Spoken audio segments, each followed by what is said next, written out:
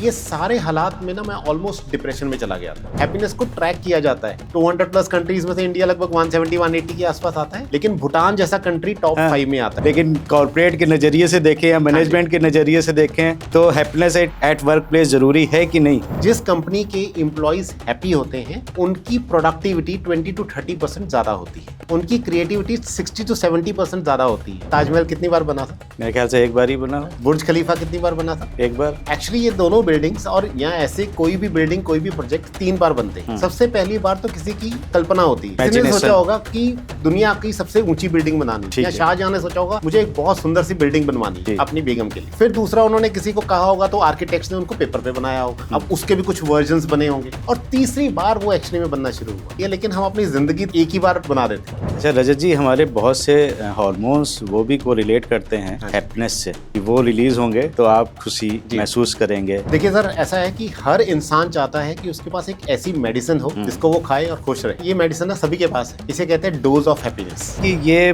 Work from home का जो culture आया आफ्टर कोरोना, आपके हिसाब से वर्क फ्रॉम होम का कल्चर जो आया है वो कितना ज्यादा आपसे कोरिलेट किया हैप्पीनेस पैरामीटर से? तो देखिए, वैसे तो वर्क फ्रॉम होम ना बहुत ही एक अच्छा कंसेप्ट था। मैं कोविड से पहले, बहुत साल पहले, मैं इंडिया के बाहर काम करता था। सिंगापुर में भी किया, दुबई में भी किया, यूएस में भी किया। तो वहाँ पे ये सारी चीजें सर तब थी। मैं आपको पहले भी एग्जांपल देने लगा था। ऑफिस आवर्स के बीच में हम देखते थे अपने कोलीग्स वो जिम जाते थे। ऑफिस आवर्स के बीच में उनकी 1 घंटे की लंच ब्रेक होती ही होती थी। वो बीच में बच्चों को स्कूल से लेके भी आते थे। ये सब कुछ वो ऑफिस आवर्स में करते थे। उसमें कंपनीज का भी फॉल्ट है और एम्प्लॉइज का तो डेफिनेटली है। कंपनीज का फॉल्ट ये है कि आपके मैनेजर को लगता है ये घर बैठा आराम कर रहा है।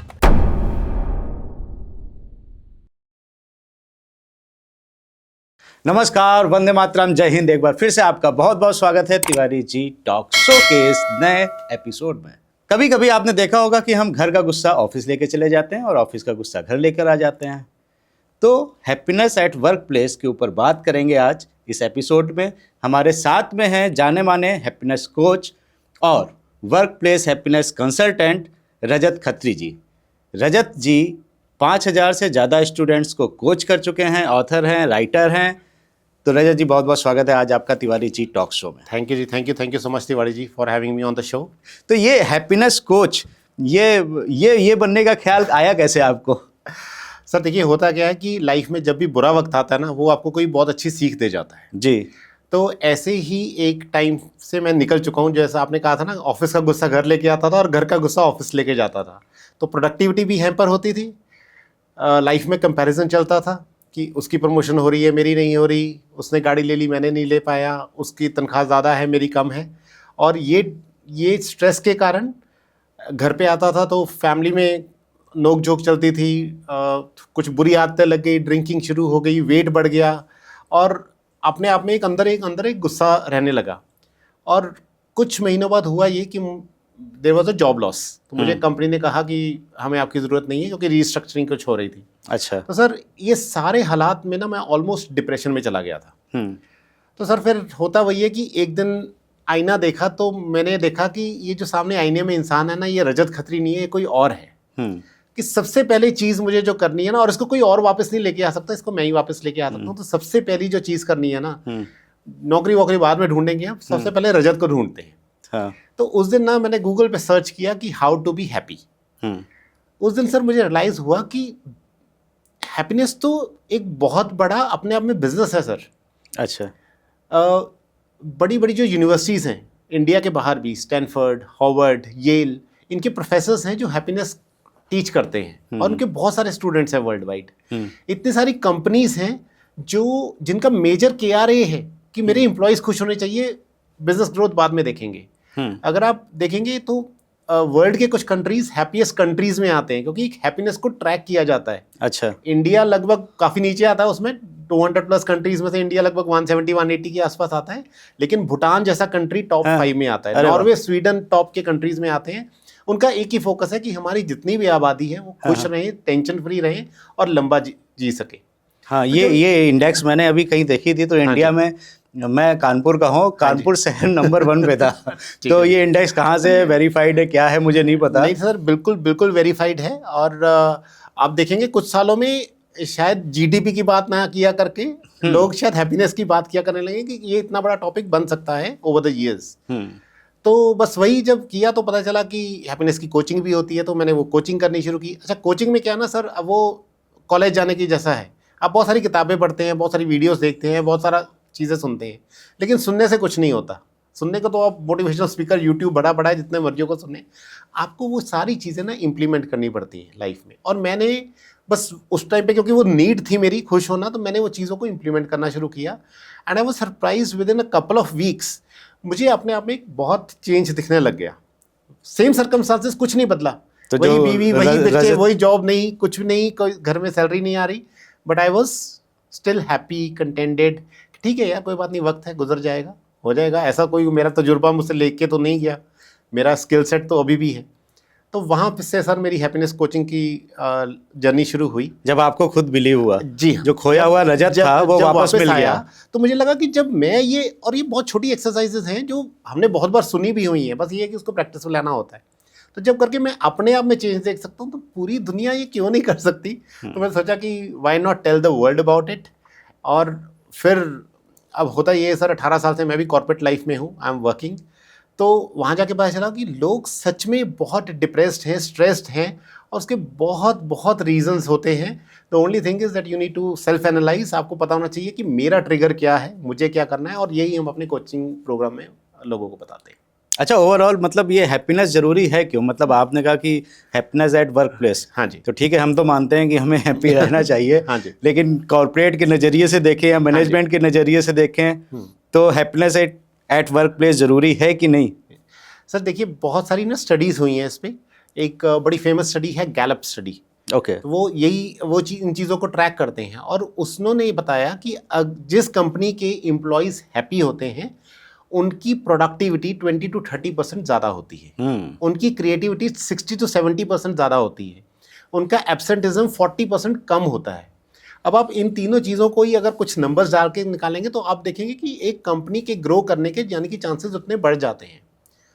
आप एक कंपनी है, मान लीजिए 100 करोड़ का धंधा करते हैं, और आपके एम्प्लॉयज़ खुश नहीं हैं, तो शायद आप नॉर्मल ग्रोथ पे लेके 10-20% ग्रो कर रहे हैं। लेकिन अगर आपके एम्प्लॉयज़ खुश हैं और आप अब 100 करोड़ की ही कंपनी है, तो आपके एम्प्लॉयज़ ज़्यादा एफर्ट डालेंगे, they will be more creative, वो इस काम को अपना काम समझ के करेंगे। जब ये सारी चीज़ें होंगी, प्रोजेक्ट्स जल्दी क्लोजर होना शुरू होगा, ठीक है, कस्टमर के साथ इंटरेक्शन आपकी बहुत स्मूथ होगी, राइट, आप अपने काम को ओन कर रहे हैं, तो रिजल्ट्स वैसे ही बेटर होंगे। These all will things will take you your growth rate to say 25-30% now. तो कहाँ 10-15%, कहाँ 30%, तो ये कंपनीज डेफिनेटली फिर तरक्की ज़्यादा करती हैं। इसलिए ये स्टडीज़ आनी शुरू हुई हैं, कंपनीज को पता लगने लग गया है कि अगर मैं अपने एम्प्लॉयज़ को खुश रखूँगा, तो नेचुरली ये जो ग्रोथ मुझे टारगेट करनी है 10%, 20%, 50%, ये तो बहुत ईजिली आ सकती है। तो ideally I need to keep my employees happy and they will keep my customers happy. I need not focus on my customers. Okay, but the thing is that कि आपने कहा कि हैप्पीनेस एट वर्क, मतलब employees तो happy है कि नहीं है, वो भी फाइंड आउट करना एक थोड़ा सा अपने आप में एक टेक्निकल टर्म हो गया। कुछ लोग की शक्ल ऐसी होती है, वो कभी हंसे नहीं है बेचारे, तो आप देख के तो पता नहीं कि कितना खुश है अंदर से कि नहीं है। अच्छा रजत जी, वैसे आपने अभी तक इतने लोगों को ट्रेन किया है, कोचिंग करी हुई है, तो रूट कॉज क्या निकल के आती है? देखिए तिवारी जी, हर इंसान का ना अलग फंडा है, हर इंसान की प्रॉब्लम्स अलग हैं, तो शायद उसके सॉल्यूशंस भी अलग हैं। किसी की प्रॉब्लम है हेल्थ, या वो खुद हेल्दी नहीं है, या उसके पेरेंट्स हेल्दी नहीं है, या घर में कोई और मेडिकल प्रॉब्लम है, वो स्ट्रेस है उस चीज़ को। कुछ कईयों की है फाइनेंशियल प्रॉब्लम्स, कईयों की है कि उनको लगता है कि मैं करियर में ग्रो नहीं कर पा रहा, कईयों को लगता है कि कंपैरिजन वो बहुत करते हैं लोगों के साथ, ठीक है, ये भी उसी स्कूल में पढ़ा हुआ, मैं भी उसी स्कूल में पढ़ा हुआ हूँ, ये आज इतना कमाता है, मैं नहीं कमाता, ठीक है। फिर लोगों का लाइफस्टाइल अगर आप देखेंगे पिछले कुछ सालों में इतना बढ़ गया है, इतना मैं क्या वर्ड यूज़ करूँ, लोगों की दिखावा है, फोमो है। लोग क्या है कि हमें पहले तो अपनी एक्सपेक्टेशन नहीं पता कि हमें क्या चाहते हैं, हम तो बस दूसरे को देख के वैसी ज़िंदगी जीना चाहते हैं जी। हमारी सोशल इंटरेक्शंस कम हो गई हैं, हमारे ऑनलाइन तो बहुत सारे दोस्त हैं, लेकिन दिल की बात किससे कर सके वो बहुत कम रह चुके हैं। फिर काम का स्ट्रेस क्योंकि सर इतनी जल्दी टेक्नोलॉजी और सब कुछ बदल रहा है, वर्क एनवायरनमेंट्स इतने बदल रहे हैं, लोग people are not ready to change, ठीक है, तो इसलिए अब उनको वही काम करने के लिए थोड़ा समय ज़्यादा लग रहा है। सबसे बड़ी बात सर, हम आज की डेट में ना माइंडफुल नहीं होते। आपने देखा होगा खाना खाने जाते हैं, वहाँ पे भी फ़ोन देख रहे होते हैं, कुछ पढ़ रहे होते हैं, वहाँ भी फ़ोन देख रहे होते हैं, आपस में बात भी कर रहे होते हैं तो हम फ़ोन देख रहे होते हैं। सर अब जब मैं फ़ोन देखूंगा ना, मैं खाना एंजॉय नहीं कर पाऊंगा, क्योंकि मैं खाना नहीं खा रहा हूँ, मैं तो फ़ोन देख रहा हूँ। फ़ोन देख रहे हैं। ठीक है, ऐसे ही अब मैं आपसे बात कर रहा हूँ, लेकिन मैं फ़ोन देखूंगा तो ना आप मेरी बात सुन पाएंगे, क्योंकि आपका आधा ध्यान तो फ़ोन ने ले लिया। जी। तो वी आर नॉट माइंडफुल। लोग वॉक करने जाते हैं, फ़ोन लेके वो वीडियो बनाएंगे, घूमने फिरने जाते हैं, आप देखिए सबसे पहले जाके कैमरा निकाल के फ़ोटो खींचेंगे। आप घूमने फिरने क्यों गए थे? ताकि आप वहाँ के नज़ारों का, वहाँ की जगह का एक लुत्फ ले सके। वो तो आप नहीं ले रहे ना। हाँ, वो मूवमेंट को एंजॉय करने की बजाय रील्स बनाने में लगे हुए हैं। बिल्कुल। और वो वापस आके आप मान लीजिए आपने स्टेशन घर पे वापस आ गए, अब उस वीडियो को देख लें। वीडियो देख के थोड़ी ना आप, वो तो फिर आप पहले भी देख लेते हैं, वो तो यूट्यूब पर सर्च मार लिया, आपको हर कंट्री मिल जाएगा। आपको तो वो एक्सपीरियंस करना था ना। तो people are not doing this. तो हर इंसान की एक अलग प्रॉब्लम है और इन सब प्रॉब्लम्स की अलग अलग सोल्यूशन है। द थिंग इज, जब हम ये वर्कशॉप्स करते हैं तो we help people to understand कि उनका चैलेंज क्या है, और हो सकता है बहुत सारे चैलेंजेस हो, लेकिन सबसे बड़ा क्या है, फिर उसको कैसे सॉल्व करना है। तो ये चीज़ें यहाँ से शुरू होती हैं। और मुझे लगता है कि अपनी प्रॉब्लम हाँ खुद जो मुझे पता होगी वो कोई और नहीं आइडेंटिफाई कर सकता है। हाँ जी, वो आप ही आइडेंटिफाई कर सकते हैं। राइट। आप उसको हेल्प ट्रिगर्स देते हैं, इंसान आइडेंटिफाई तो वो खुद ही करता है। राइट। तो कुछ बताइए कैसे आप क्या क्या मतलब हैप्पीनेस के लिए क्या टिप्स देते हैं, क्या आप बताते हैं इसमें? सर देखिए, जेनरिक में अगर बात करूँ ना, तो फर्स्ट स्टेप इज़ कि we have to be very conscious about our own life, कि हमें ज़िंदगी में चाहिए क्या। मैं एक ना ये बात अक्सर अपनी वर्कशॉप्स में करता हूँ। सर ताजमहल कितनी बार बना था? आपसे सवाल है मेरा कि ताजमहल कितनी बार बना था? मेरे ख्याल से एक बार ही बना। बुर्ज खलीफा कितनी बार बना था? एक बार। एक्चुअली ये दोनों बिल्डिंग्स, और यहाँ ऐसे कोई भी बिल्डिंग, कोई भी प्रोजेक्ट 3 बार बनते हैं। सबसे पहली बार तो किसी की कल्पना होती है। हाँ, किसी ने सोचा होगा कि दुनिया की सबसे ऊंची बिल्डिंग बनानी है, या है। शाहजहां ने सोचा होगा मुझे एक बहुत सुंदर सी बिल्डिंग बनवानी है अपनी बेगम के लिए। ठीक है। फिर दूसरा उन्होंने किसी को कहा होगा, तो आर्किटेक्ट्स ने उनको पेपर पे बनाया होगा। अब उसके भी कुछ वर्जन्स बने होंगे। ऐसा नहीं है कि पहली बार किसी ने बना दिया तो उसने कहा कि हाँ बनाना है, उसके कुछ वर्जन्स बने होंगे। और तीसरी बार वो एक्चुअली में बनना शुरू हुआ। अब सोचिए, कोई प्रोजेक्ट, कोई बिल्डिंग या कोई भी ऐसी चीज़ 3 बार बनती है, लेकिन हम अपनी ज़िंदगी तो एक ही बार बना देते हैं। हम कभी भी पेपर पे, मैं कहता हूँ 5 साल का नहीं, एटलीस्ट अगले 3 महीने का कुछ प्लान बना के रखिए। सोचिए मुझे अगले 3 महीनों में क्या करना है। मुझे घूमने जाना है, ठीक है। मुझे पैसा कमाना है, ठीक है। मुझे जिम जाना है, ठीक है। मुझे अपने पेरेंट्स को मिलने जाना है, अगर वो दूसरे शहर में रहते हैं, ठीक है। मुझे शादी करवानी है, मुझे गाड़ी, जो भी है आपने पेपर पे उन चीज़ों को लिखे तो सही। और फिर आप प्लान करना शुरू कीजिए कि ये करने के लिए मुझे और क्या क्या क्या क्या करना पड़ेगा। ऐसा गाड़ी लेने को आप आज ले सकते हैं, पर अगर आपके पास फंड्स नहीं है तो आपको कुछ करना पड़ेगा फंड्स अरेंज करने के लिए। तो वो चीज़ों की थोड़ी सी प्लानिंग करनी पड़ेगी आपको।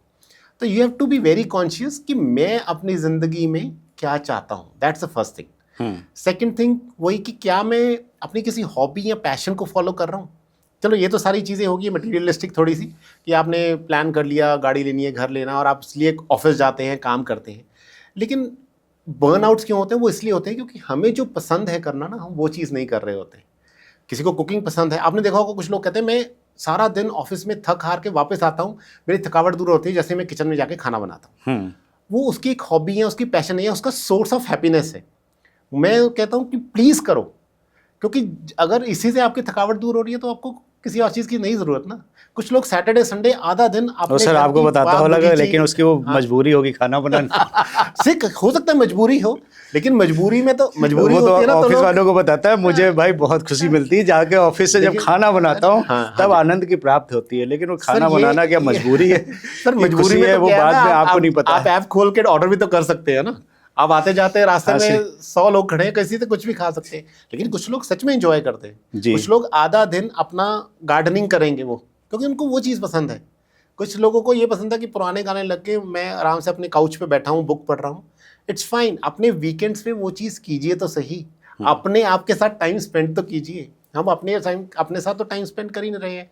इनफैक्ट रिसर्च कुछ स्टडीज़ हुई, उन्होंने ये कहा कि 10-15 साल पहले और आज की डेट में मोर और लेस हर एक्टिविटी में टाइम उतना ही स्पेंड हो रहा है, लेकिन हमारी नींद जो है ना वो कम हो गई है। Now this is a major reason, this is yet another reason of being unhappy. क्योंकि जब आप नींद पूरी नहीं होगी तो आपका एनर्जी लेवल उतना हाई नहीं होगा। एनर्जी लेवल नहीं, आप थके थके रहेंगे, आपकी प्रोडक्टिविटी नहीं है।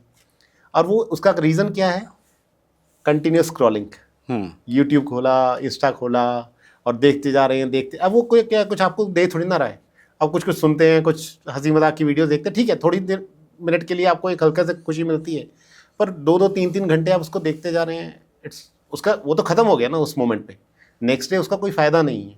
यही अगर आप यही 1-2 घंटे मान लीजिए आप फिजिकल एक्सरसाइज करते हैं तो आपको एक लॉन्ग टर्म बेनिफिट मिलता है। अगर आप वॉक करते हैं, राइट, यहाँ अपने किसी पैशन को फॉलो करते हैं, यहाँ अपने फैमिली मेम्बर के साथ बैठ के बात करते हैं, यू शेयर योर इमोशंस, ये चीज़ें ना आपको लॉन्ग टर्म बेनिफिट देती हैं। ये मैं नहीं कह रहा सर, ये मतलब बहुत सारी रिसर्च होती है। नहीं, मैं एग्री कर रहा हूँ, मैं ऐसा नहीं एग्री नहीं कर रहा हूँ। एक चीज़ और आपको बताता हूँ, जो आपने स्क्रॉलिंग बात करी, तो आजकल रील्स का ट्रेंड चल रहा है। जी हाँ, शॉर्ट वीडियोस हो गए, 25 सेकंड के, 50 सेकंड के, तो रील्स ट्रेंड होती हैं। जी हाँ, तो एक रिसर्च में ये भी निकल के आया है कि आपके जो इमोशंस हैं, हाँ जी, वो रील्स देखने से आप रिलीज हो रहे हैं आपके हार्मोन्स, और वो कौन सी रील अगली कौन सी आ जाएगी, हाँ जी, कोई सैड वाली आ गई, कोई हैप्पी वाली आ गई, कोई नाचते हुए आ गई, कोई कॉमेडी आ गई, हाँ जी, तो कितनी जल्दी जल्दी फ्लैक्चुएट हो रहा है। बिल्कुल, वो भी आपके शरीर के लिए घातक है। बिल्कुल है। दूसरा एक चीज़ और है सर, रील्स आप देखेंगे ना, तो आपको, मैं अगर कल पूछूंगा आपने क्या देखा रील्स में, तो आपको याद नहीं होगा, टेक होम कुछ नहीं है सर। हाँ जी, हाँ जी, तो एग्जैक्टली। इससे अच्छा है कि आप आइडेंटिफाई करके आप किसी एक सब्जेक्ट पे, एक टॉपिक पे लॉन्ग वीडियो देखिए, और तिवारी जी टॉक शो देखिए आप। हम लोग जो पॉडकास्ट खास करके देखिए, ये खास करके देखिए, हाँ जी, क्योंकि हम लोग हर एक पर्टिकुलर टॉपिक पे बात करते हैं। तो अगर आपको पता है कि हाँ आज आपने हैप्पीनेस के ऊपर ये पॉडकास्ट देखा हुआ है, राइट,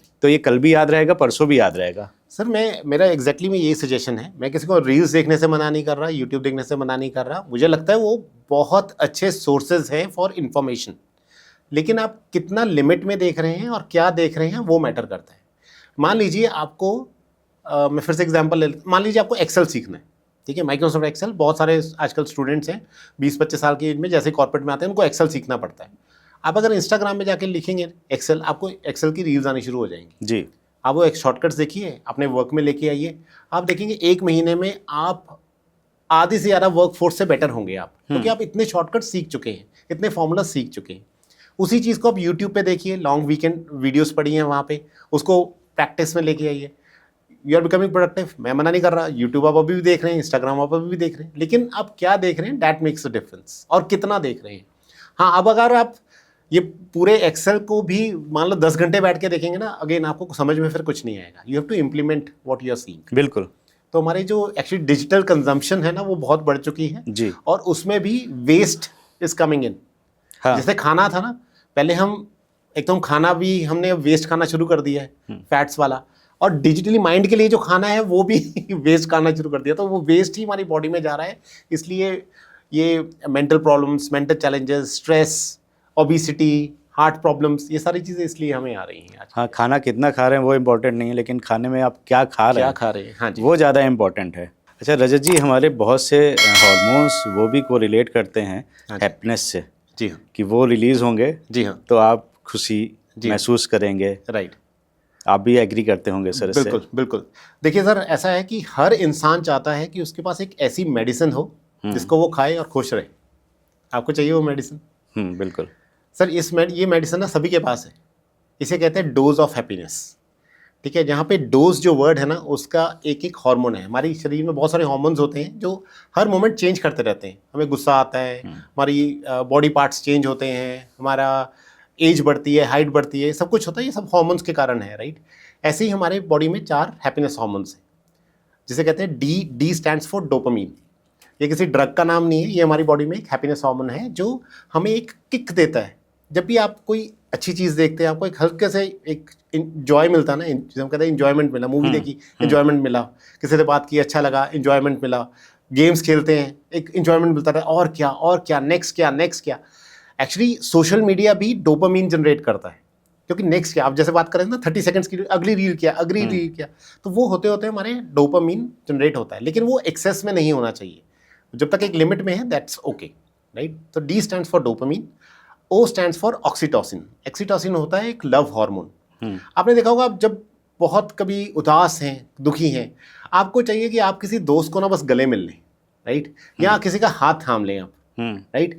जैसे ही आप वो करते हैं ना, बॉडी से बॉडी टच होती है, तो ये ऑक्सीटोसिन रिलीज होता है, जादू की झप्पी, एग्जैक्टली।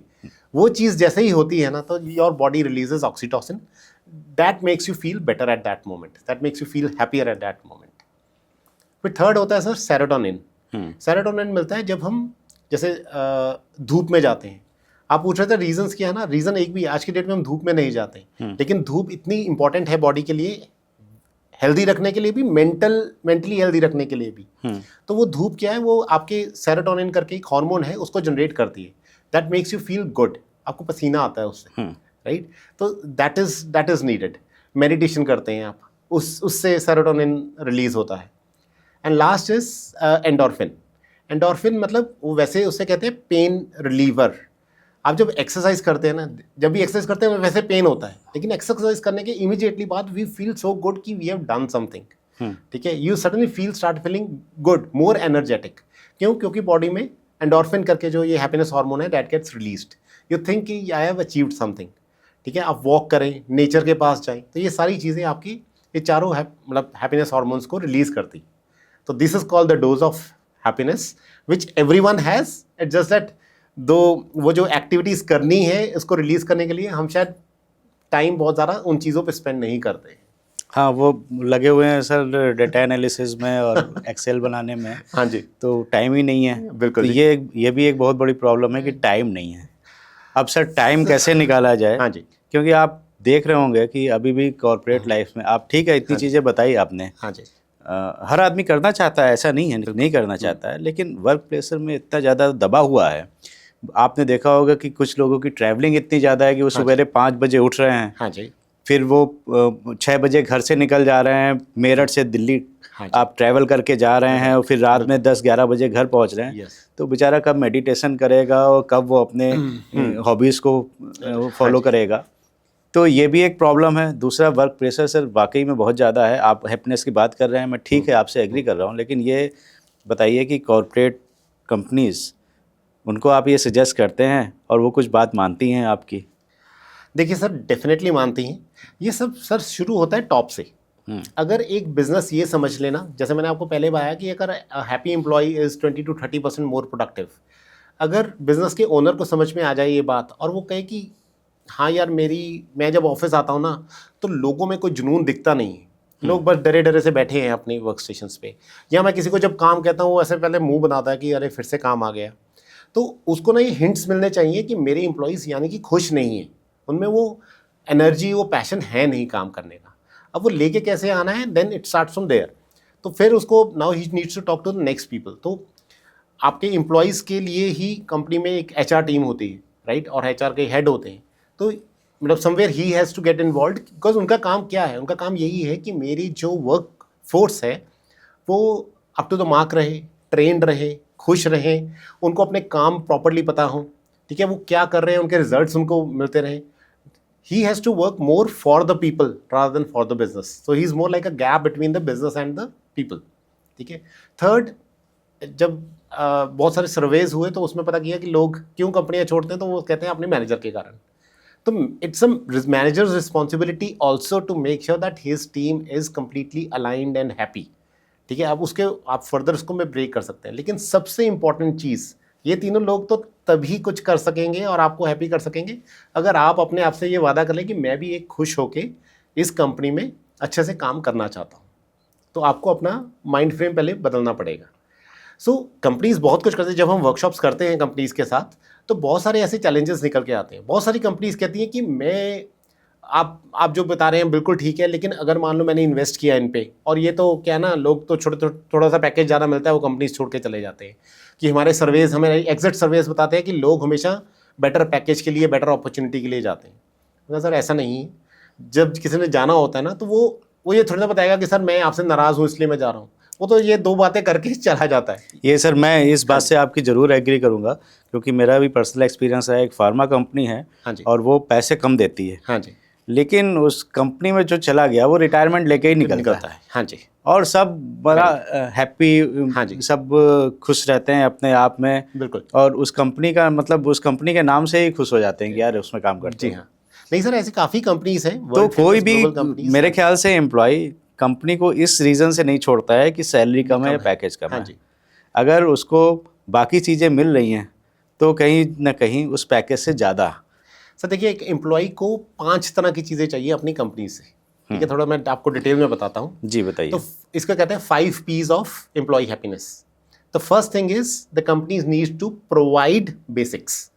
आपका वर्क प्लेस एक क्लीन एनवायरनमेंट में होना चाहिए, वहाँ सेफ्टी होनी चाहिए, अच्छा वाईफाई होना चाहिए, अच्छा लैपटॉप होना चाहिए, वर्क फोर्स अच्छी होनी चाहिए, आसपास खाने की चीज़ें कन्वीनियंट होना चाहिए, ऑफिस आना जाना, सेफ्टी पूरी होनी चाहिए। ऐसा नहीं है कि खाली सड़कों के या जंगलों के बीच में ऑफिस बना हुआ है, साफ़ सुथरा।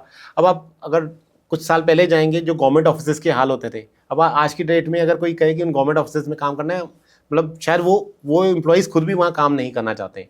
इसलिए आपने देखा होगा आज की डेट में पुलिस स्टेशन बहुत सुंदर बन चुके हैं, ठीक है। अब तो मतलब दिल्ली गुड़गांव में तो ठेके भी बहुत सुंदर बन चुके हैं, क्योंकि लोग वहाँ पे काम तो करते ही है ना। हाँ, बैठ के एंजॉय करने आए हैं, तो जी, थोड़ा सा जो है फील गुड होना चाहिए। तो ये बेसिक्स हैं, ठीक है। जब तक ये मिलना शुरू हो जाता है, फिर लोगों को चाहिए होता है प्लेजर्स। प्लेजर्स में क्या आता है कि जी महीने में एक बार पार्टी हो रही है, या क्वार्टर में एक बार पिज़्ज़ा पार्टी होती है, ना कंपनी कहती है कि हमारी तरफ से खा पी लो, या फिर फ्रीबीज दिए जाते हैं, या फिर कुछ कॉम्पिटिशन्स होते हैं तो वहाँ पे चॉकलेट्स दे दी, डायरी दे दी, वाटर बॉटल्स दे दी।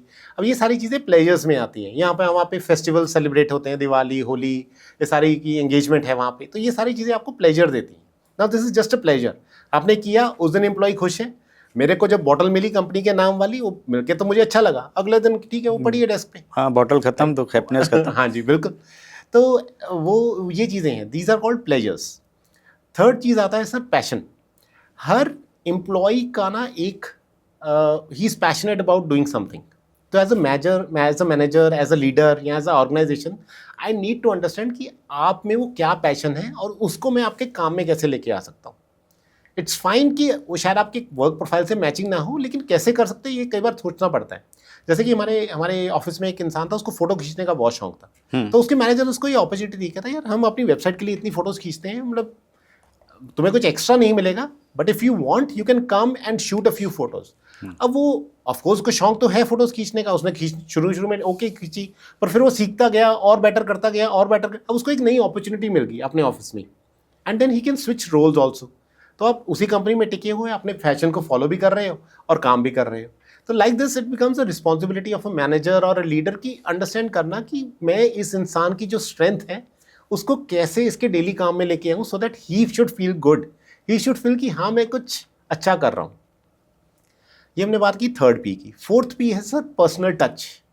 बहुत ज़रूरी है, खासकर मैनेजर्स का ना अपनी टीम के साथ। और जहाँ यहाँ पे पर्सनल टच का मतलब है कि लोगों को अपनी टीम का नाम पता होते हैं, क्या वो आपको उनकी डेट ऑफ बर्थ पता है, क्या आपको उनके स्पाउस के बारे में पता है, क्या उनके बच्चों के नाम पता है, क्या आपको ये पता है कौन से बी स्कूल से था, कौन से कॉलेज से था, कौन से शहर से है, या इसको खाने में क्या पसंद है। बहुत सारी ऐसी चीज़ें हैं, आप वहाँ पे एक पर्सनल टच लेके आ सकते हैं। कभी भी किसी एम्प्लॉय से अगर आपने ना काम निकलवाना ना, एक बहुत अच्छी ट्रिक है, मैं अक्सर यूज़ करता था अपनी टीम के साथ। सबसे पहले बात कीजिए उसके उसके पेरेंट्स के बारे में पूछ लीजिए, उसके बच्चों के बारे में पूछिए, अरे तुम्हारा बच्चा बीमार था, ठीक है। ही विल फील गुड कि अरे he cares about me, he cares about my family, and then he will be ready to do that work. वो पर्सनल टच ना सर, वो चीज़ें मिसिंग हो रही हैं धीरे धीरे। लोगों को अपनी फैमिली का ही नहीं पता, किसी और का क्यों रखेंगे। मैं इतने एग्जाम्पल्स दे सकता हूँ, मैं ऐसे लीडर्स के साथ काम कर चुका हूँ, इसलिए मैं आपको ये बात बता रहा हूँ। और मैं थोड़ा इसमें डिटेल में आगे चला जाऊँगा, पहले मैं 5th P पे आता हूँ। और 5th P होता है सर पर्पस। हर इंसान का एक पर्पस है लाइफ में, वो कुछ करना चाहता है, ठीक है।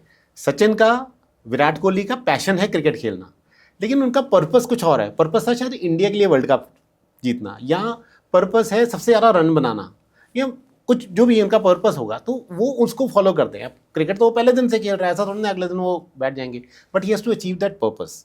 ऐसे ही हर एम्प्लॉय का एक पर्पस होता है। अब वो इट कुड बी लाइक कि जैसे मैं हूँ, मेरा आजकल पर्पस है कि मैं लोगों को इस बात से एजुकेट करूँ या उनको ट्रेन करूँ कि how can they be happier. Now I can do this at my work place also, ठीक है। तो अगर मुझे अपॉर्चुनिटी मिले तो मैं अपनी कंपनी में मैं कहूँगा ठीक है जी, मैं एक इस पर्पस को लेता हूँ, अगर ये कंपनी का भी पर्पस है, and let me work with people to give them that personal touch, to understand their problems, to give them solutions. अब हर एम्प्लॉय की रिक्वायरमेंट अलग है, किसी को इंक्रीमेंट्स बेटर चाहिए, किसी को लॉयल्टी चाहिए, किसी को अथॉरिटी चाहिए, किसी को फ्रीडम चाहिए। कोई कहता है मेरे को, जैसे आप बात कर रहे थे कि वो बेचारा मेरिट से 2-2.5 घंटे लगा के, कहता है मेरे को आप वर्क फ्रॉम होम दे दो, काम जितना मर्जी करवा लो, मेरे को काम की कोई प्रॉब्लम नहीं है, सैलरी कम भी दोगे ठीक है, पर मुझे घर रहने दो, मुझे अपनी फैमिली के साथ ज़्यादा टाइम स्पेंड करना है। तो if he might be happy with that, but then आपको एज अ कंपनी देखना चाहिए कि हमारे यहाँ पे क्या होता है ना, वन साइज फिट्स ऑल का कंसेप्ट चलता है। जो पॉलिसी है सबके लिए है। हम उस माइंड फ्रेम, वो चीज़ें कई बार बहुत अच्छे से काम करती हैं, पर उन चीज़ों के ड्रॉबैक्स भी हैं। लेकिन सर एज ए कंपनी अगर आप पॉलिसीज बनाएंगे हाँ जी। तो वो तो लार्ज स्केल में बनती है ना। बिल्कुल बनती है तो सर। पॉलिसीज तो सबके लिए एक ही सी बन पाएगी। बिल्कुल सर, मैं वही कह रहा हूँ कि आप पॉलिसीज़ का एक, देखिए उसमें भी फ्लेक्सिबिलिटी थोड़ी सी लानी पड़ती है। अगर आपके मैनेजर्स या आपके लीडर्स एफिशिएंट है ना, तो वो he can totally understand whether the team is doing work और not. At the end of the day तो कंपनी को काम चाहिए, राइट? या उनको एक पर्टिकुलर रेवेन्यू अचीव करना है साल में, या उनको एक पर्टिकुलर डिलीवरीज देनी है 10 मिनट में, उनको ये चीज़ वो चाहते हैं। अब वो ए करे, बी करे, सी करे, उनको ये है कि जिन लोगों को मैं तनख्वाह दे रहा हूँ वो अपना काम अच्छे से करें eight the end of the day, इसलिए वो पॉलिसीज़ बनती है। लेकिन अगर एक कोई इंसान है जो वो कह रहा है कि ठीक है जी मैं बाइक नहीं चला सकता लेकिन मैं साइकिल पे डिलीवरी कर सकता हूँ, और आप भी एग्री करते हो, तो वो आप शायद उसके लिए 10 मिनट्स का वो थोड़ी ना रखेंगे। उसके पैरामीटर्स थोड़े बढ़ जाएंगे ना, 20-25 मिनट शायद हो जाएगा। तो आप पॉलिसी चेंज करते हैं ना, हर पॉलिसी ऑल्टर होती है, डिपेंड करता है कि आप किसके लिए ऑल्टर कर रहे हैं। सर हमारे एक कंपनी में काम करते थे, तो वहाँ पे पॉलिसी थी कि आप 8.5 घंटे काम करेंगे। ठीक है। ठीक है, पंच इन पंच आउट होता है, ट्रैकिंग सिस्टम लग जाएगा, कंपनी के बाद मशीन लग गई, अपना आई कार्ड दो, चेहरा दिखाओ और आपकी ट्रैकिंग शुरू हो जाती है। अब मुझे बात बताइए सर, लोग क्या करते हैं 8.5 घंटे पूरे करने के लिए, मान लीजिए सुबह 9 बजे आए, फिर नीचे गए, फिर चाय पी, फिर नाश्ता किया, ठीक है, फिर किसी से फ़ोन पे बात की, आधा 1 घंटा हो गया, फिर वापस आए, थोड़ा सा काम वाम किया, फिर लंच के लिए चले गए। अब आप ये बताइए कि क्या ये 8.5 घंटे जेन्युइन है?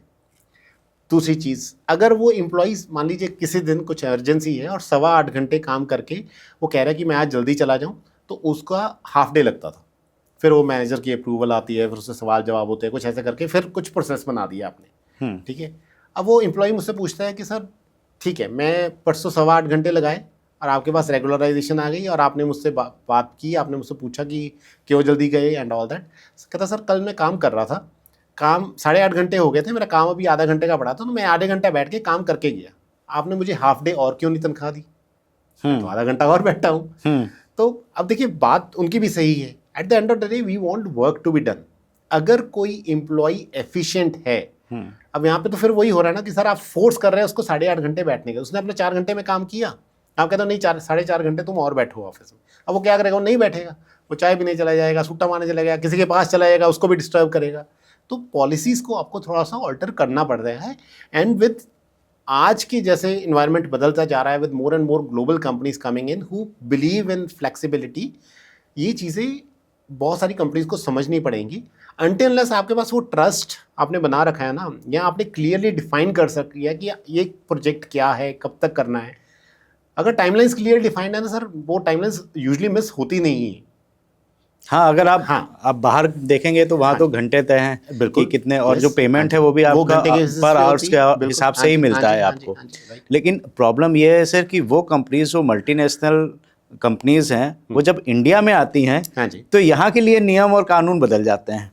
सर देखिए, अब तो यहाँ पे बात हो रही है सर 70 आवर्स पर वीक काम करने की, हाँ जी, और वहाँ पर आप ये जो बता रहे हैं, हाँ जी, तो ठीक है सर, ये तो बढ़िया, लेकिन मैं यही जानना चाह रहा हूँ कि हाँ जी। अभी तक जो कंपनीज हैं वो आपकी बात को ले लें तो बड़ा अच्छा है भाई, एम्प्लॉयज़ के पॉइंट ऑफ व्यू से भी, हाँ जी। और उनकी प्रोडक्टिविटी बढ़ जाएगी अगर आप सुन रहे हैं, अगर आप रजत जी की बात मान लेते हैं। लेकिन अब ये 70 आवर्स पर वीक आ गया सर, आप बताइए। सर देखिए, मैं आपको एक बात बताता हूँ, जिन्होंने ये बात कही उन्होंने अपने कंसर्न से बिल्कुल सही बात की। जब आप कोई बिजनेस करना चाहते हैं ना, तो आप अपने काम में 70 घंटे बड़ी ईजिली लगा लेते हैं। मैं यहाँ पे फिर से वही बात कर रहा हूँ, now that becomes the purpose of my life, या I am passionate about doing it, इसलिए मैं वो काम कर लेता हूँ। सर आपसे बात पूछता हूँ, जब हम छोटे थे, स्कूल से आते थे थके हारे, मम्मी अगर कह देती थी कि होमवर्क करना है, तो हम कहते थे नहीं अभी तो मैं थका हुआ हूँ, अभी नहीं। दोस्त आता था बुलाने कि चल क्रिकेट खेलते हैं, धूप में भाग जाते थे, तभी क्रिकेट खेल के आते थे 2-2 3-3 घंटे। तब एनर्जी तो दोनों काम में चाहे उतनी ही चाहिए थी, लेकिन because we were passionate about playing cricket at that time, या वो हमें अच्छा लगता था, तो we spend more time there. काम में भी ऐसा ही है, आपको कहने की ज़रूरत नहीं है। जो लोग डेडिकेटेड हैं अपने काम के लिए, या जिन लोगों को ये मकसद पता है ना कि मेरी ज़िंदगी का ये मकसद है, मुझ पे बॉस ने ट्रस्ट भी किया हुआ है, मेरी कंपनी के साथ लॉयल्टी भी है, आपको फिर कहने की ज़रूरत नहीं है। वो 70 क्या वो 80 घंटे भी काम करते होंगे। यहाँ 70-80 घंटे करने की बात ही नहीं, बात यह है कि आपको आपके क्या प्रोजेक्ट्स है, क्या ओन कर रहे हो, या कोई नया टास्क ले, फिर वो रात को जाग के भी अपना काम करता है बिकॉज ही ओन्स दैट।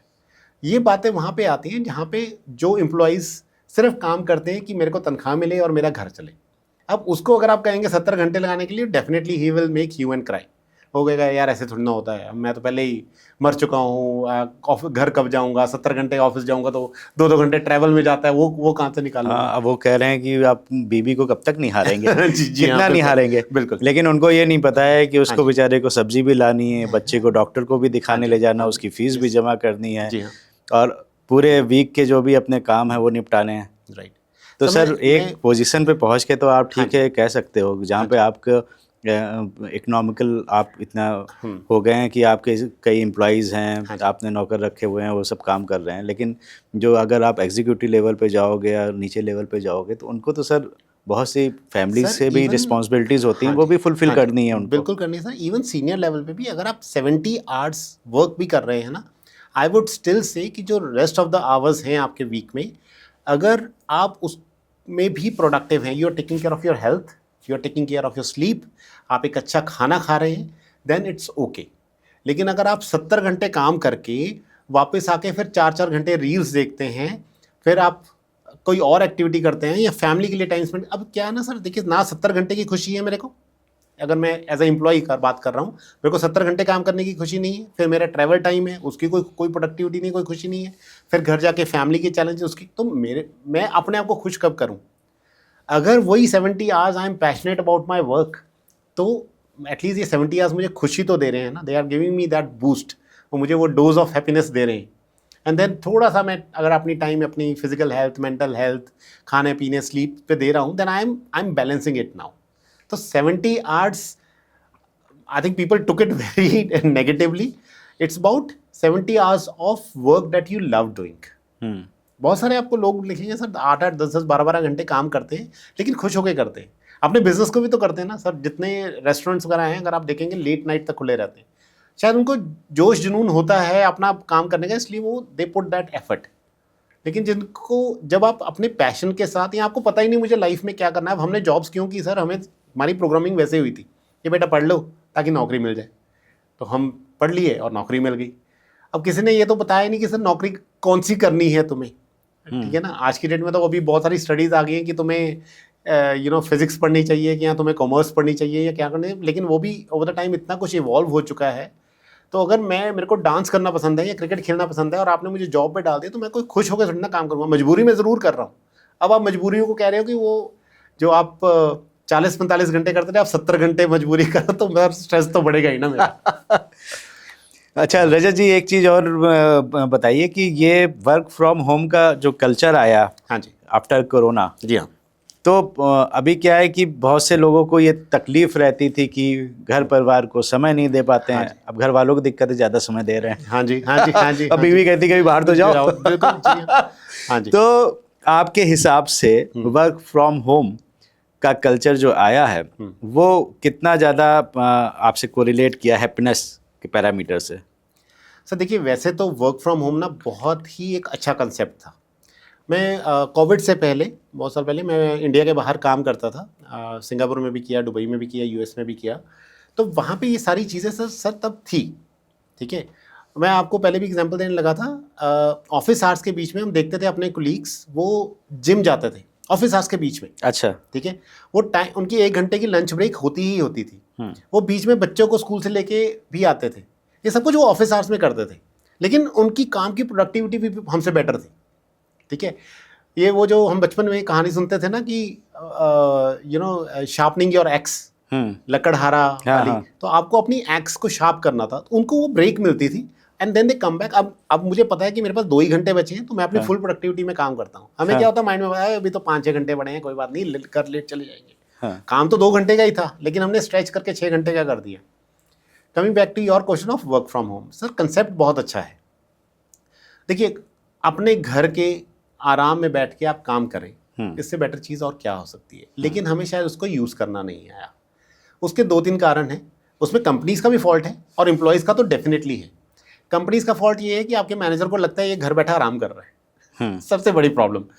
अच्छा उसको ना भी लगे ना, आपके माइंड में यही चल रहा है कि मेरे मैनेजर को लग रहा है कि मैं घर बैठ के आराम कर रहा हूँ। तो इसलिए वो हर मोमेंट और चैट करेगा, ईमेल करेगा, मतलब बताने के लिए कि देखो मैं एक्टिव हूँ। और आज की डेट में तो वो होने लगे ना, आपकी ग्रीन लाइट रेड लाइट दिखती है आपके मैसेंजर्स की, तो वो दिखा देता है कि आप आधे घंटे से डेस्क पे नहीं थे, 1 घंटे से डेस्क पे नहीं, तो उसको ये बैक ऑफ माइंड उसके चलता रहता है कि कोई देख ना ले कि मैं आधे घंटे से डेस्क पे नहीं था, इसलिए वो अपनी सीट पे रहते हैं। सर प्रॉब्लम क्या है ना, इन सभी में we have to draw a line. बहुत सारी स्टडीज़ हुई उसके बाद वर्क फ्रॉम होम पे, काफ़ी सजेशंस हुए मेरे, इनफैक्ट 1-2 आर्टिकल्स भी थे जो बिजनेस स्टैंडर्ड वगैरह में भी आए थे, 2020-21 में पब्लिश किए थे तब। तो ये चीज़ें भी तब भी मैंने सजेस्ट की थी। सर आइडली आपका जो वर्क रूम होना चाहिए ना, अगर पॉसिबल है वो घर में एक अलग रूम होना चाहिए, ठीक है। प्रेफरेबली आप ऑफिस की ड्रेस पहन के उस रूम में जाएं, अपना काम कीजिए, जो भी 9 बजे से लेके मान लीजिए 7 बजे तक, पर 7 बजे एक हार्ड स्टॉप लगा दीजिए, ठीक है। कभी 15-20 मिनट ऊपर नीचे इज ओके, पर then make a hard stop. और अगर हो सके तो आप जैसे आजकल डेट में लैपटॉप्स में क्या आप अलग अलग डेस्कटॉप बना सकते हैं, अलग अलग विंडोज़, तो अपनी वर्क की अलग रखिए, पर्सनल अलग रखिए, ताकि अगर बाद में आप ईमेल चेक करने भी जा रहे हैं अपनी पर्सनल, तो आपकी नज़र आपके काम वाली ईमेल्स पे पड़े ही ना। होता क्या था, लोग एक तो वो आपके रूम में ही आपका लैपटॉप पड़ा है, तो अब आप आते जाते आप मान लीजिए अपने लिविंग रूम में बैठ के टीवी देख रहे हैं, तो आपने देखा अरे मैसेज आ चुका है लैपटॉप पे, क्योंकि नज़र तो पड़ेगी लैपटॉप वहाँ पड़ा है। फिर आप देखेंगे अरे यार मैनेजर की मेल आ गई या कुछ भी है, अब आपको फोमो होने लग जाता है कि मैं कुछ ऐसा तो नहीं जो मैं नहीं कर रहा, और फिर आपकी अब सारा ध्यान उसी चीज़ में। तो सर ये बहुत सारी, मतलब you have to draw a line. मैंने एक बड़ा अच्छा सा सजेशन दिया था, मतलब जब 2020 में कोविड था और मैं घर से काम करता था ना, मैंने भी शुरू में ये गलतियाँ की कि बैठा रहा तेरे रात को 8-9 बजे तक। मैंने 7 बजे, मेरा बेटा था 4-5 साल का, मैंने ना उसको कह दिया कि रोज़ 7 बजे ना मैं तुम्हारे साथ क्रिकेट खेलूंगा। सर पूरे 7 बजे वो मेरा डोर नॉक कर देता था कि पापा क्रिकेट खेलने चले। अच्छा। अब आप उसको मना नहीं कर सकते थे। तो वो एक मेरी आदत बन गई थी उसके बाद कि 7 बजे अब मेरी ये ब्रेक है, ठीक है। उसके बाद वो ज़रूर था कि मैंने फिर एंड ऑफ द डे रात को 10 बजे एक आधे घंटे का स्लॉट और रख लिया था, जब मैं फिर से just I close my day then. पर 7 बजे मैं अपनी सीट से उठ जाता था, कमरे से निकल जाता था, घर से निकल जाता था, we use to go down. अब नेचर के पास बैठा हूँ, उसके साथ खेल भी लिया, उसके साथ टाइम भी स्पेंड हो गया, मेरी वॉक भी हो गई, थोड़ा गाना भी सुन लिया, आई गेट फ्रेश। तो ये सर ऐसी बहुत सारी चीज़ें हैं आप, मतलब we need to draw that line. Work from home बहुत अच्छी चीज़ है सर, क्या बुरा क्या, आप बताइए। जो इंसान 2 घंटे ट्रैवल करके नोएडा से गुड़गांव जाता है 2 घंटे, नहीं बहुत अच्छा है 2 घंटे, उसको तो उसके मेरे लिए हिसाब better से तो है। बहुत अच्छा हाँ है जी। सर। पर ये है कि वी नीड टू नो। और दूसरी बात वही कि अगर आपकी टास्क क्लियर हैं, आपके प्रोजेक्ट्स क्लियर हैं, आपकी टाइमलाइंस क्लियर हैं, and you are meeting that, then no one is going to question you. और बाकी सर देखिए, एक ना बहुत इंपॉर्टेंट चीज़ है, हर मैनेजर और टीम मेंबर के बीच में ना एक ट्रांसपेरेंट कम्युनिकेशन होना बहुत ज़रूरी है। Actually that conversation is also lagging these days. अब वो ट्रांसपेरेंट कन्वर्सेशन क्या है कि आप मान लीजिए अपने मैनेजर से हर हफ्ते अपना फीडबैक ले लीजिए। आप उसे कहिए कि आप मुझे जो ईयर एंड पे आप मुझे रेटिंग देते हैं आउट ऑफ 5 आउट ऑफ 10 जो भी कंपनी की पॉलिसीज़ होती हैं, आप मुझे हर हफ्ते बाद, हर महीने बाद आप मुझे देना शुरू कीजिए।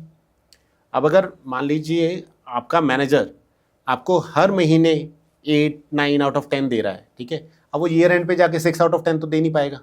आप एटलीस्ट प्रूफ दिखा सकोगे ना, देखो सर आप पूरे साल देते रहे। हाँ। चलो एक हफ्ता हो सकता है मैंने पूरा परफॉर्म किया करना, पर आप पूरे साल में थोड़ी मुझे 6 वो out of 10 अप्रेजल के टाइम लेके खड़ा हो जाएगा हाँ, सर। यस। एचआर के अब ये सामने कन्वर्सेशन होती ही नहीं है जी। तो बहुत ज़रूरी है कि आप कन्वर्सेशन, और अगर आप वर्क फ्रॉम होम कर रहे हैं तो वैसे ही ले लीजिए। क्या पता आपके माइंड में हो कि मेरे मैनेजर को लगता है मैं आराम करता हूँ, वो तो क्या पता आपके काम को अप्रिशिएट कर रहा हो। अब उसको अप्रिशिएट करना नहीं आता, वो अलग चैलेंज है। लेकिन आप अगर उससे हर महीने या हर 15 दिन बाद फीडबैक लेते रहेंगे तो ही टेल यू, कभी ना कभी तो बताएगा यार मुझे ऐसा लगता है कि तुम घर बैठ के आराम ज़्यादा करते हो, प्रोडक्टिविटी नहीं है। देन यू नीड टू सी कि अब मैं उससे बात करूँ या सच में कोई गैप्स हैं, या मुझे प्रोडक्टिविटी सुधारनी है, या मुझे इनको इन्फॉर्मेशन देनी है, क्या मैं इन्फॉर्मेशन नहीं दे रहा हूँ। तो what you have to do, you have to come to that conclusion. एक बार, 2 बार, 3 बार, चौथी बार आके कहीं ना कहीं आप कंक्लूजन पे आ जाएंगे, and then of course your relation with your manager will improve. एक कहावत और है कॉर्पोरेट में कि कभी भी एम्प्लॉय अपनी कंपनी को नहीं छोड़ता है, हाँ जी। इमीडिएट बॉस को छोड़ता है, जी हाँ। अपने मैनेजर को छोड़ता है। जी हाँ। अच्छा, दूसरा क्वेश्चन मेरे यहीं पे आता है आपके लिए कि किसी कंपनी का कल्चर बहुत अच्छा है हाँ जी। और इमीडिएट बॉस नहीं अच्छा है, हाँ जी। किसी कंपनी का इमीडिएट बॉस बहुत अच्छा है लेकिन कंपनी का कल्चर और पॉलिसीज नहीं अच्छी हैं, हाँ जी। वहाँ पे क्या सजेस्ट करेंगे? सर देखिए, मैंने ना ये सारे परमुटेशन कॉम्बिनेशंस में काम किया हुआ है तो मैं कहीं ना इन चीज़ों से बहुत इजीली कनेक्ट कर सकता हूँ। लेकिन मैं पहले ना एक चीज़ आपको बताता हूँ सर। देखिए अब होता क्या है ना, मैनेजर क्यों इतने मैनेजर ना वो सास की तरह है, जैसे ही वर्ड सुनते हैं ना एक नेगेटिव इमोशन आता है। सास बहू का रिश्ता। जी जी हाँ, सास बहू का रिश्ता। तो मैनेजर वैसा है। लेकिन वो सास भूल जाती है कि वो भी कभी बहू थी। वो भी है सर, बिल्कुल। तो वो बिल्कुल मैनेजर भूल जाता है कि वो कभी एम्प्लॉय था। सर होता क्या है ना, मैनेजर जब बनता है कोई, तो बहुत ज़्यादा कंपनीज ना कोई फॉर्मल ट्रेनिंग नहीं देती मैनेजर को। अब मान लीजिए मैं एक इंडिपेंडेंट कंट्रीब्यूटर हूँ, मैं बहुत अच्छे से मैं अपने प्रोजेक्ट्स किए, मेरी कंपनी ने कहा यार ये तो बहुत टैलेंटेड एम्प्लॉय है, इसको मैनेजर बनाते हैं, और मैंने नीचे 2-3 लोग दे दिए टीम में। अब एक प्रॉब्लम ये है कि I am a very good performer, तो मुझे ऐसा लगता है मेरी टीम भी उस लेवल पे परफॉर्म करेगी।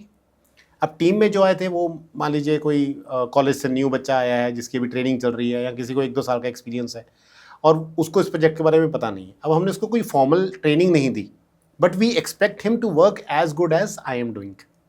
ठीक है, अब होगा क्या, एक तो मैं उसको शायद थोड़ी देर बाद कहना ही शुरू करूँगा तू छोड़, मैं ही कर देता हूँ, and then I will say कि नहीं यार इनका तो परफॉर्मेंस अच्छी नहीं है।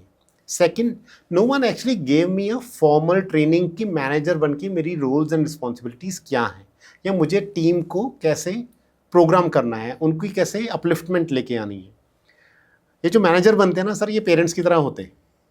हम ना पेरेंट्स बन जाते हैं, कभी कोई फॉर्मल एजुकेशन तो ली नहीं हमने पेरेंट बनने की, शादी हुई, बच्चे हुए और पेरेंट्स बन गए। अब होता क्या है कि हमने अपने पेरेंट्स को देखा होता है। अब 2 परसेप्शन होती हैं, या तो मेरे फादर बहुत अच्छे हैं इसलिए मैं बहुत अच्छा वैसे ही बनूंगा, मैं अपने पापा की तरह बनना चाहता हूँ, या ये है कि मेरे पापा बहुत बुरे थे, बहुत मुझे डांटते थे, बहुत मारते थे, मुझे कभी कुछ लेके नहीं दिया, मैं अपने बच्चों के साथ ये नहीं करूँगा। ठीक है, तो आइदर यू आर रेप्लिकेटिंग और यू आर रिवर्सिंग। ऐसे ही मैनेजर्स के साथ होता है। अब ये इंसान जब मैनेजर बन गया तो वो पास में जाता है, वो देखते हैं मेरे मैनेजर्स कैसे थे, अच्छा मेरा मैनेजर तो बहुत अच्छा था, ठीक है, उसने मुझे बहुत कुछ सिखाया, ट्रेन किया, ऐसा किया वैसा किया, मुझे गाइड करता था, मैं अभी अपनी टीम के साथ करूँगा। लेकिन अगर मेरा मैनेजर वैसा नहीं था, वो तो हमेशा गालियाँ देता था, अप्रेजल कभी नहीं किया, बोनस कभी नहीं दिया, कभी अप्रिशिएट नहीं किया, हमेशा डांटते रहना, हमेशा लास्ट मिनट पे काम देना, अब मैं भी अपनी टीम के साथ फिर वही करता हूँ। तो there has been no formal training as such of being a manager और being a leader. That is a one huge gap. इसलिए वो मैनेजर्स आप जो कह रहे हैं ना कि मैनेजर अच्छा नहीं मिलता, इसलिए सर्वेस में ये चीज़ें बहुत कॉमनली आती हैं। I think as soon as the companies make someone manager, एक प्रॉपर ट्रेनिंग प्रोग्राम जहाँ पे मतलब यू नीड नॉट वर्क, आप चाहिए कुछ दिन फॉर्मल कोई मैनेजरियल की ट्रेनिंग्स देता हो, उनके थ्रू ट्रेनिंग होनी चाहिए, and this person should be rated on his managerial skills. उसकी टीम को कहें, उसको रेट करें। हो सकता है आपकी एक एम्प्लॉय से नहीं बनती, वो आपको गलत दे देगा, लेकिन अगर आपके 10 के 10 लोग आपकी टीम में और सभी आपको नेगेटिव रेटिंग मिल रहे हैं, इसका मतलब आप में कहीं तो कुछ चैलेंज है, right? Then you have to seek that feedback and see how should I improve. Otherwise तो सर ये फिर वो सास बहू वाला रिश्ता चलता रहेगा। राइट। अच्छा, इन टर्म्स ऑफ प्रोडक्टिविटी तो आपने काफ़ी चीज़ें बताई प्रोडक्टिविटी बढ़ाने की, और स्ट्रेस भी सर आजकल बहुत ज़्यादा हो रहा है। जी, तो स्ट्रेस को लेके भी कुछ आप देते हैं टिप्स? सर देखिए, आपको ना थोड़ा समझना पड़ेगा कि स्ट्रेस क्यों होता है। स्ट्रेस यूजुअली ना 3 फैक्टर से होता है। सर एक चीज़ है कि आपको काम तो पता है क्या करना है, लेकिन आपके पास वो स्किल्स नहीं है, ठीक है। आप गाड़ी चलाना जानते हैं, लेकिन मैं आपको कह रहा हूँ कि 100 किलोमीटर गाड़ी नहीं चलानी, आपने ट्रक चलाना है। अब आप गाड़ी चलाना जानते हैं, आपको ट्रक चलाना नहीं आता, तो आपको स्ट्रेस होगा जी। और फिर कुछ बाकी लिमिटेशंस भी हैं कि आपको 1-1.5 घंटे में वहाँ पहुँचना भी है, सामान भी है, सेफ्टी सिक्योरिटी सब सही चीज़ें, तो आपको लगेगा कि अब स्ट्रेस तो होगा आपको, क्योंकि ये काम आपने कभी किया नहीं। जी। दूसरा है जब बहुत टाइट टाइमलाइंस हो। अब मैं कह रहा हूँ गाड़ी चलानी है आपको 100 किलोमीटर, लेकिन आपने वहाँ आधे घंटे में पहुँचना है। अब आपको स्ट्रेस होगा, यार आधा घंटा पॉसिबल ही नहीं है, इतनी तेज़ थोड़ी ना चला लूँगा मैं, ठीक है। तो आपकी टाइमलाइंस जो हैं वो आपको एक स्ट्रेस देती हैं। और थर्ड रीज़न ये होता है जब आपको ऐसा लगता है कि यार where there is and this is the biggest reason, there is a fear of failure, कि अगर मैंने ये ना किया तो मेरी नौकरी चली जाएगी, इसलिए आपको स्ट्रेस होता है। अब आपको आधे घंटे में गाड़ी लेके जानी है, आप कहते हो मैं ट्राई कर सकता हूँ यार 45 मिनट्स तक की, तो मैं फिर भी एश्योरिटी देता हूँ, मुझे पता है खाली सड़क है, हाईवे है, मैं खींच दूंगा, पर आधा घंटा नहीं। और वहाँ पे आपका मैनेजर कहे चल यार तू कर तो सही, मैं हूँ ना, देख लेंगे यार क्या करता है, तू कर तो सही, चल ठीक है यार, मतलब मैं तेरे साथ हूँ। अब आप एफर्ट भी मारेंगे, आप शायद 30 मिनट्स में आनी 35 मिनट्स में पहुँचने की पूरी कोशिश, you will put that energy, put that effort, you will own that work. ये 3 कारण, मतलब ऑफकोर्स बहुत का रीजंस और भी हैं, जाने का तो हर चीज़ में डिटेल में जा सकते हैं, लेकिन ये 3 मेजर कारण होते हैं जो काम में स्ट्रेस देते हैं। और यही कारण है कि लोग पीपल आर बिकमिंग स्ट्रेसफुल, क्योंकि आप अपने आप को अपलिफ्ट नहीं कर रही। आप देखिए सर 5 साल में इतनी टेक्नोलॉजी बदल चुकी है, इतना वर्क एनवायरनमेंट बदल चुका है।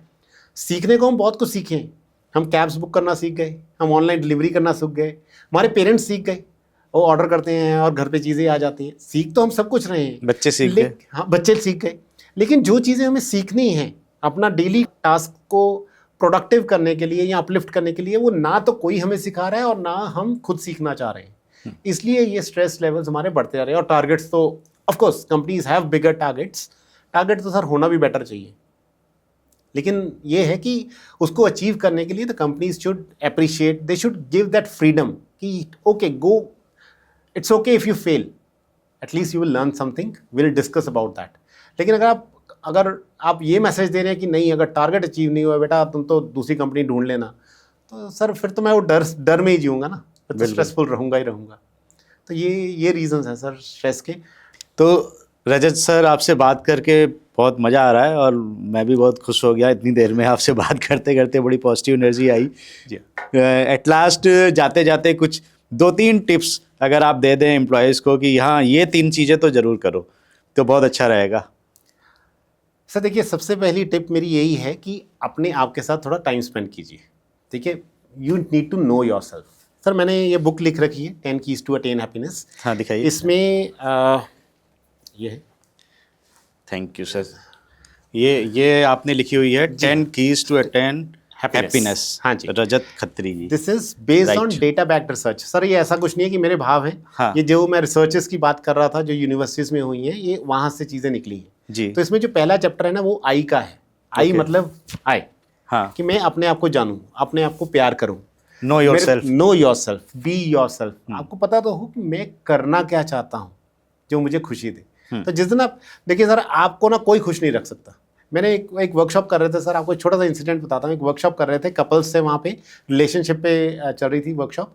तो मैंने वहाँ पे एक क्वेश्चन पूछा कि कौन कौन सी लेडीज़ को लगता है कि उनके हस्बैंड उनको खुश रखते हैं, हाथ खड़ा कीजिए।